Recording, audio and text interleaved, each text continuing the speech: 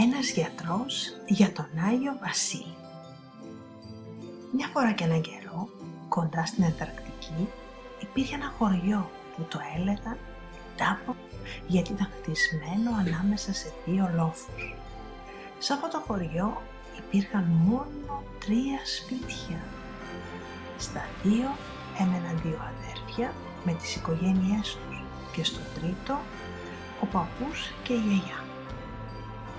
Στο δίλοφο λοιπόν, μια παραμονή πρωτοχρονιάς, τα παιδιά των 2 οικογενειών αποφάσισαν να κοιμηθούν στο σπίτι του παππού και της γιαγιάς. Ο παππούς είχε ανάψει το τζάκι και η γιαγιά είχε βάλει τα κάστανα στη φωτιά να ξεροψύνονται.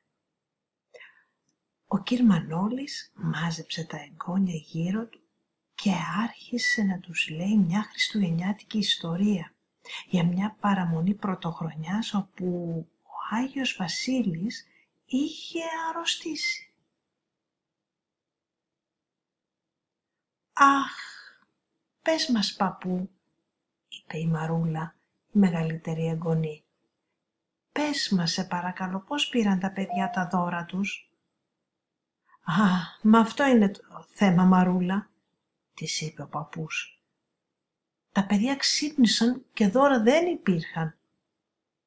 «Και μετά, τι έγινε, τα παιδιά έκλαιγαν?» ρώτησε με αγωνία ο μικρότερος της παρέας, ο μικρός Γιωργάκης.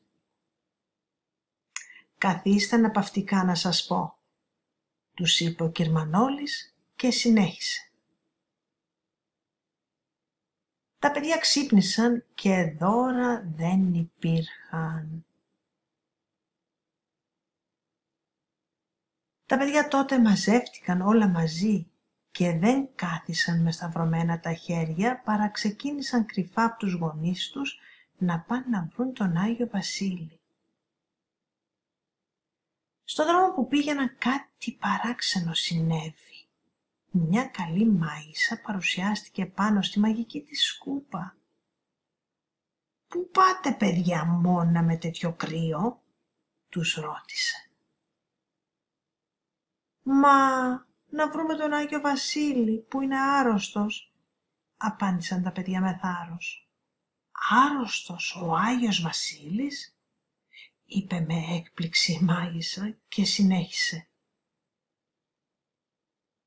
«Μα τότε μόνο ένας γιατρός μπορεί να τον κάνει καλά, ο διάσημος κύριος Ευρυπίδης Αγιατρίδης». «Και πού μπορούμε να τον βρούμε?» ρώτησαν με αγωνία τα παιδιά. «Ανεβείτε στη σκούπα μου και φύγαμε», είπε με αποφασιστικότητα η μάγισσα και αμέσως η σκούπα της άρχισε να μεγαλώνει για να χωρέσουν όλα τα παιδιά. «Κρατηθείτε γερά», τους είπε και το μαγευτικό ταξίδι ξεκίνησε. Πέταξαν πάνω από την Ευρώπη και μετά από λίγη ώρα προσγειώθηκαν στους πρόποδες του Ολύμπου, στη γιατροχώρα έξω από το σπίτι του κυρίου Αγιατρίδη. Αφού τα παιδιά του εξήγησαν το πρόβλημά τους, εκείνος αναστέναξε λέγοντας: «Και του είπα του Αγίου πως αν συνεχίσει να τρώει με λεμαργία, κουραμπιέδες, μελομακάρονα και τις άλλες χριστουγεννιάτικες λιχουδιές θα αρρωστήσει».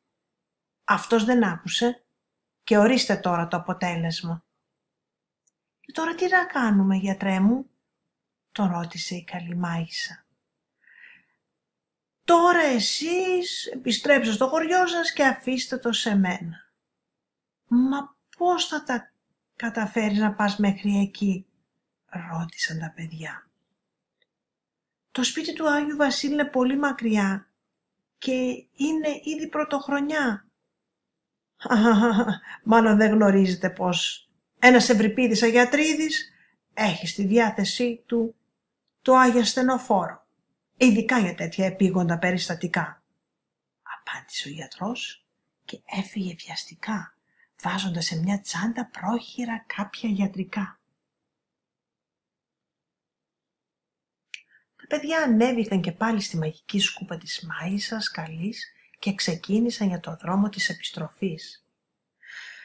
Στο δρόμο ένα παράξενο όχημα που πιο πολύ έμοιαζε με διαστημικό, τους προσπέρασε και παραλίγο να χάσουν την ισορροπία τους. Η μάγισσα χαμογέλασε και γυρνώντας τα παιδιά τους είπε «Μάλλον αυτό ήταν το αγιασθενοφόρο του κυρίου Αγιατρίδη» και συνέχισε το δρόμο της.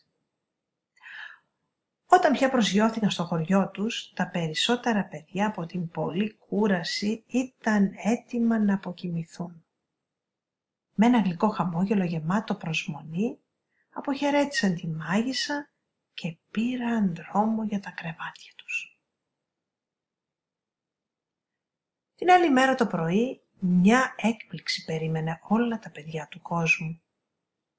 Τα δώρα των Χριστουγέννων είχαν πάρει τη θέση τους κάτω από τα χριστουγεννιάτικα δέντρα και τα παιδικά γέλια και ξεφωνητά πλημμύρισαν τους δρόμους. Μάλιστα, μέσα στο κάθε δώρο βρήκαν και μια επιστολή από κάποιον κύριο Αγιατρίδη που πιο πολύ έμοιαζε με συνταγή γιατρού και έλεγε